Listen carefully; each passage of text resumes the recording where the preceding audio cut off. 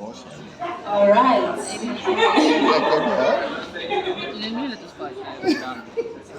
Now that I have your verbal handshake, your laughs and your chuckles, indicating that you're about to trust what I have to say, I'm going to stop being an intellect and start being myself. And thank you to Nama once again. And I hope that I can live up to the pressure of the speech and making a few of you laugh and also inspired. Today, I'm going to talk about something that we all have. Some have lots of them, and some have too few of them. Whichever end of the spectrum you find yourself in, it's equally alarming, but I'm not here to judge. And these are goals. Yes, we all have something that we are believing in for. Dreams that we want to accomplish, problems we are hoping to come over. Maybe it's to see your family restore, lose some weight, gain some weight, break an addiction, or to start your own business. Whatever it is, it's something that you are hungry for. And one of the things we need to recognize in accomplishing these goals is that it's not as easy as everyone paints it out to be. It's challenging and it's hard. And once we start coming to grips with the fact that life is very challenging within itself, literally, if it's not one thing, it's another. And if it's not another, it's 12 others. This is where you laugh, guys. We know at the office it's 50. There's always something standing in our way, hindering us from reaching these goals. It's either you're healing from something, getting over something, just finished solving a problem, or headed towards a problem. With some research, I've summed up a few points to help you nurture the hunger to achieve your goals and help you get there. The first thing is to work on yourself. Engage in an ongoing process to develop you. Spend more time with yourself than what you've been spending. You honestly owe it to yourself. A chilling line from a book called The University of Success. Many of us never realize our greatness because we have become sidetracked by secondary activities. We spread ourselves too thin. We find ourselves being the jack of all trades, but master of none. We find ourselves doing all kinds of things and never having the time to do the things that matter the most or contribute to reaching our goals. Then there goes a week, 2 weeks, a month, a few months, a whole year, and the year-end functions start rolling around, and it's another speech about how to reach your goals.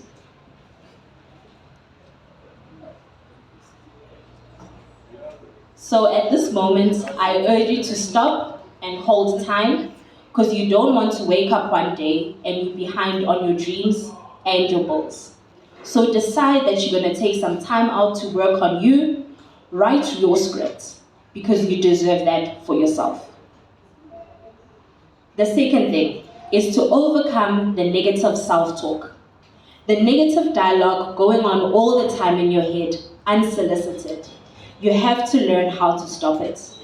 Learn how to empower yourself, and a part of doing that is standing up to yourself and saying, shut up, when the internal chit-chatter starts. One thing I do to stop the negative self-talk is I start humming or singing gently to myself. Tell yourself, I have got to do this.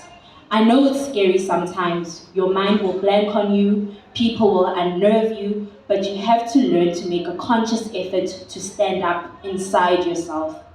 Ignore the little demons in your head telling you, just one slice won't hurt. I am not smart enough to make this business successful.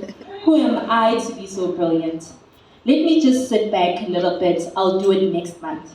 At that point, I need you to physically get up from where you're sitting and yell, no, no, no. Stand up to that voice. Thirdly, I need you to believe in yourself every day. Every single day. According to your level of belief, it will manifest in what you are doing. Whatever you have right now, whatever we are demonstrating right now in our lives is a result of what we subconsciously think we deserve. And part of increasing the belief level is that you have to convince yourself that you are worthy of the greatness you want to accomplish. You can learn all the techniques in the world, but if you don't believe in yourself, it won't happen for you. You need to believe in yourself. You need to sell yourself to you every day, and I mean every day. Gen Zs will call this hyping yourself up. So hype yourself up. Fourthly, you need to have courage. Have the courage to overcome the failures, because those are bound to happen. You need to constantly remind yourself after every defeat, after every setback. Every time you get knocked down, you have to get back up. And I pray that when you fall, you land on your back, because if you can look up, you can get up. Winston Churchill said, "Courage is going from failure to failure without losing enthusiasm." When you step into your fears and continue to push yourself to go on, something happens for you. It will enable you to transcend yourself and jump from one obstacle to another without taking the failure personally.